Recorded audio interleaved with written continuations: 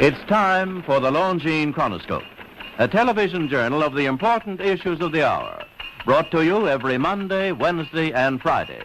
A presentation of the Longines Whitnor Watch Company, maker of Longines, the world's most honored watch, and Whitnor, distinguished companion to the world-honored Longines. Good evening, this is Frank Knight. May I introduce our co-editors for this edition of the Longines Chronoscope? Larry Lasser, CBS News correspondent, and Kenneth Crawford, National Affairs Editor of Newsweek magazine. Our very distinguished guest for this evening is Admiral Richard E. Byrd. The North Pole used to be a no-man's land, but these are the days when, by buying a ticket on a commercial airliner, you can fly across the North Pole and drink a cocktail at the same time. You know, only 60 or more years ago, about 35 years ago, our guest tonight found out whether there was any land north of the North American continent. He made that first discovery flight, and I must say that Admiral Byrd, our guest tonight, is not only our greatest living explorer, but he's been an inspiration to countless Americans. Admiral Byrd, you've been to both the North Pole and the South Pole. Is there any unexplored land left on this earth that might appeal to adventurous young Americans? Yes, there is. And not up around the North Pole, because it's getting crowded up there now, because they find out it's really usable, not only to live in, but militarily. But strangely enough, there's left in the world today an area as big as the United States that's never been seen by a human being. And that's beyond the pole, on the other side of the South Pole, from Middle America. And I think it's quite astonishing that there should be an area as big as that unexplored. That's a tremendous So challenge. there's a lot of adventure left down at the bottom of the world. Well, Admiral, do you hope to see that? I do. Well, Admiral, Yeah. would you say that since you've been to both the extremities of Earth, are these expeditions to such far-off places, are they getting easier because of modern techniques, or is danger still close at hand? Well, it's a little risky, but nothing like it used to be with the old slow planes and the small cruising radius where we had to put down bases. We replaced the dog teams, and of course that was a big improvement. But now the planes go much faster and they are safer, and they have a much bigger cruising radius. You haven't got the danger of a terribly heavy load. Admiral, an expedition to which I believe you're the advisor is now en route. What is that expedition doing? Well, that's the icebreaker Atka, and it's a reconnaissance expedition. It's going down to the South Pole area to make certain observations and to look for some bases. They will be back in April, and they will report back, and upon the information we get from that undertaking, we will base the bigger expedition that's to follow. Is that very definitely planned, or is that... That is being planned right now. So I'm willing to say to you that there will be a number of expeditions that will follow, I think, year after year, at the bottom of the world, because the government has really become interested. Well, Admiral Byrd, I can understand, I think everybody can, the interest in the North Pole because it's so near our greatest challenger, Soviet Russia. But why this interest in the bottom of the world? Nobody living down there, is there? No, it's pretty cold. There's only one permanent resident, that's the emperor penguin. The little ones live further north. I tell you one reason they're interested. It's by far the most valuable, important place left in the world for science. That's why the scientific groups all over the nation are really interested. But more important than that, it has to do with the future of the nation, those to come after us, or even during your lifetime, because it happens to be an untouched reservoir of natural resources.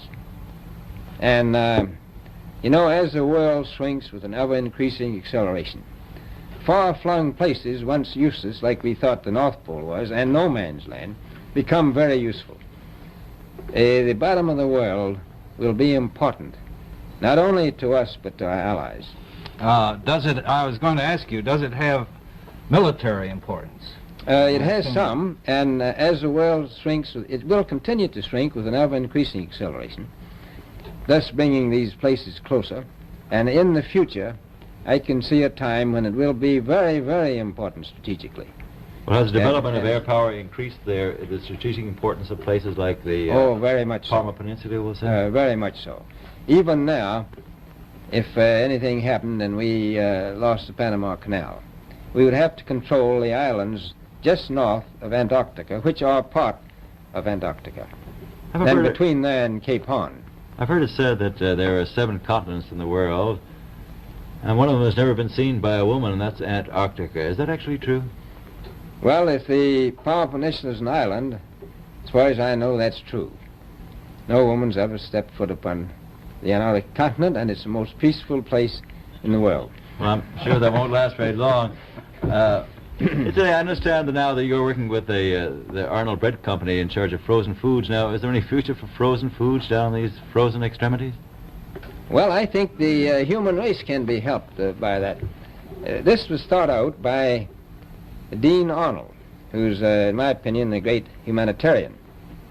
He learned that we went down there after 4 or 5 years and finished a meal that we had left there on the table when we had evacuated Little America. Everything was perfect, including the bread. So he got the idea of this frozen bread, and already he sent some to Europe, and it worked very well over there for some of the starving people. So you can store it down to the Antarctic, and against the lean years, and you wouldn't have any people in the world really starving if you did that. Yes, in the event of an atomic war... You stay there forever.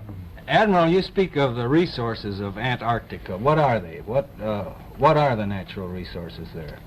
Well, we've found enough of coal within 180 miles of the South Pole in a great ridge of mountains.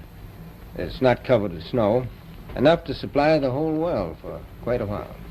Well, that's the coal. Now, there's evidence of many other minerals. We are pretty sure there's oil. Now, that coal shows the bottom of the world. Now, by far the coldest spot in the world. Where that coal is gets 100 below zero in the winter. Well, it was once tropical. So we think there's oil there, and there's evidence, probably uranium there. is it any secret, is there uranium there? That would be the only thing that would be practical to actually go after, I suppose. Everything else would be economically unfeasible, wouldn't it? Well, as we recklessly expend our resources, the time will come when we'll have to go after that stuff down there. Well, you know, I avoided what you said about uranium. I'm not sure about that. I don't want to have the world fighting over the Antarctic. And Robert, is there a competition among other nations to try to get information about Antarctica and possibly to secure some of these resources? Well, yes. There are now 7 nations very much interested. Russia is interested tremendously. That I'm sure of. Australia has an expedition down there. The Argentine, the Chile, New Zealand, Britain, and so on. Now, you can understand those people down there being interested because they live down there, the New Zealanders, the Argentinians, the Chileans, and Australians. And so we don't do much about claiming anything. Admiral, you make this sound a little crowded. Are there that many expeditions now there or en route there? Well, you know, as I said, it's the most peaceful place in the world, but I don't think it will be for long because of this intense interest on the part of other nations and this nation. Well, Admiral Byrd, are private expeditions a thing of the past? Is expedition and exploration, making expedition and exploration now purely a government function because of the tremendous cost No, I and don't think organization? so. I think down south it may be more or less a thing of the past, but not other expeditions that go. There's a lot of them go north now. This latest expedition now on the way is a government expedition, I take it. Yes, that's the government. Admiral, may I ask you, is there a great difference between the top of the world and the bottom of the world? There is. Now, the North Pole is the center of an ocean 10,000 feet deep. The South Pole, the center of a plateau, 10,000 feet high. The North Polar Sea is surrounded by continents slightly frozen. The Antarctic continent is surrounded by a belt of ice frozen seas of at least 1,200 miles thick. Now, the south is a plateau. It gets, in some places, 14,000 feet up. I've been over areas about 13,000, and it's a little bit chilly up there. So there's that big difference between the top and bottom of the world. The north really isn't very cold up there on the Arctic Ocean. Not compared to the south. Admiral Byrd, we often hear it said that our young Americans now aren't as hardy as their forefathers. Do you think that Americans do measure up to the standards, the physical standards and morale standards of the past? I do. I don't believe that. I think they're just as hardy. Well, what would you say was the most valuable factor on an expedition? Is it morale, or physical courage, or is it sheer equipment? Well, I've always thought that loyalty was by far the most important trait. The British told me that when I first went down in 28, that I couldn't possibly get through the winter night without a mutiny if I took more than 20 men. But to serve science, I had to take 42 men. And then I took 56 the next time, and so on. And I did find that loyalty was the most important thing during the winter night when it's very hard on your nerves. I think that's trait. Well, that's a very valuable characteristic at any time. Well, thank you very much, Admiral Byrd. It's been a great pleasure to have you here tonight. It's a pleasure to be with you. Yeah. The opinions expressed on the Longines Chronoscope were those of the speakers. The editorial board for this edition of the Longines Chronoscope was Larry Lasser and Kenneth Crawford. Our distinguished guest was Admiral Richard E. Byrd.